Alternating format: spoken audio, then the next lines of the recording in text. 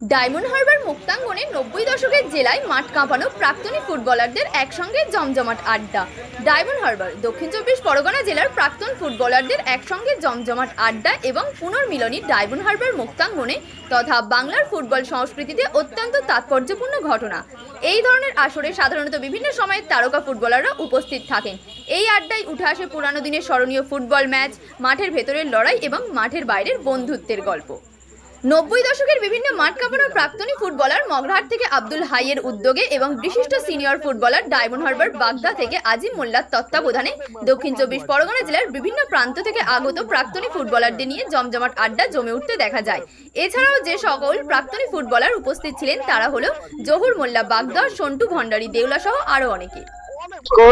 Diamond Harbour Ramrampur বাড়ি। এই তো আমরা বল খেলতো, এই তো আমাদের গুরু সব এসব ভাবা যাবে না, একবার তো প্রণাম করে নি। এটা হচ্ছে আমাদের এরাই আমাদের সুদীপ ঘোষ কুস্তি স্টপার পজিশন ছিল একসময়। আমি জহুর মোল্লা, বুনোরহাট সরিষা। তো দীর্ঘদিন পর আবার আমরা এক জায়গায় হলাম। হ্যাঁ, এটা খুবই ভালো লাগছে। বাড়ি দেউলা, নাম সন্টু ভান্ডারী। আর একসঙ্গে অনেকদিন পর দেখা হয়েছে, এটা খুব ভালো লাগছে আমার।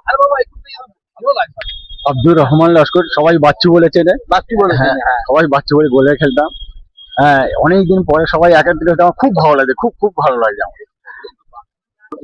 হ্যাঁ, আমার তো খুব খুব খুব ভালো লেগেছে। হ্যাঁ, আমার ভালো নাম হচ্ছে আজিয়ার রহমান মোকামি, হাসাদা বলে সবাই ডাকে, আর দেউলার বাড়ি আমার।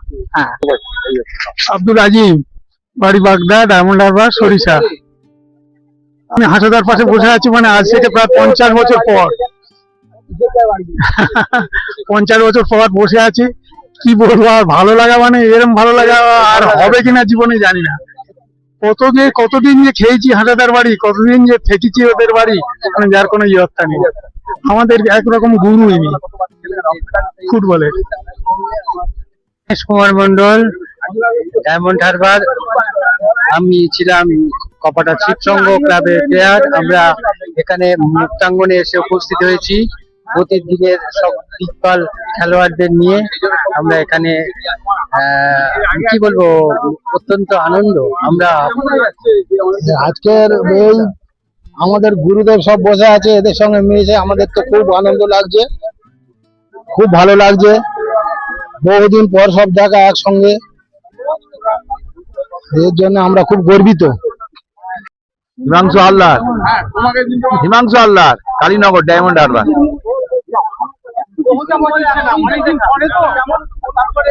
আমরা তো অর্গানাইজার যারা মানে একসঙ্গে করে, তাদের মধ্যে আমি একটা হাই আছে, আমি আছি। আমি এই ডায়মন্ড হারবার চত্বরে সবার সাথে যোগাযোগ করেছি, আর ও বাকি যোগাযোগ করে আমরা ওই এক জায়গায় আনতে পেরেছি। আমাদের গুরু, আর কি বলবো, এর একই ব্যাপার। অ্যাকচুয়ালি আমরা বন্ধু।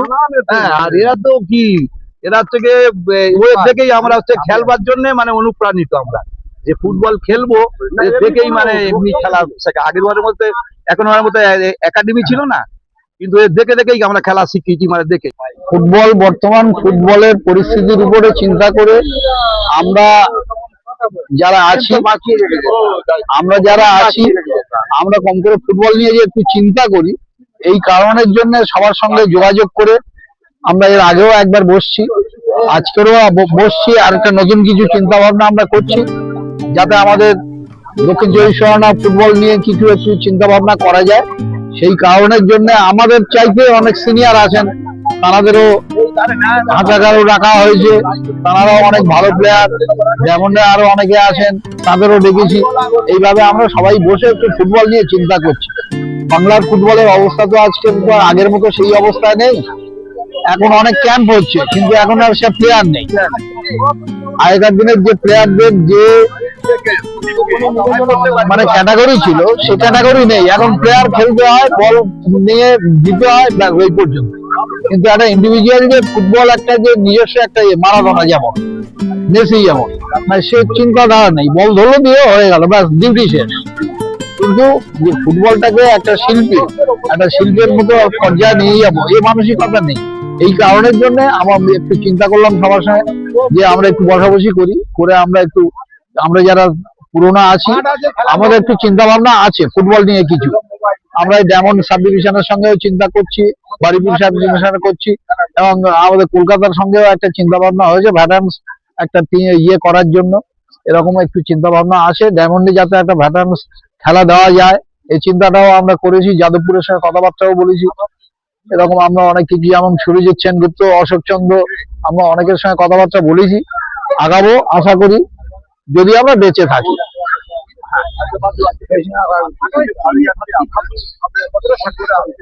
সাকসেস তো আমরা চেষ্টা করছি, এবারে সাকসেস হওয়ার উপরে আমরা না পারলে আমার পরের জেনারেশন যারা আছে তারা চিন্তা করবে।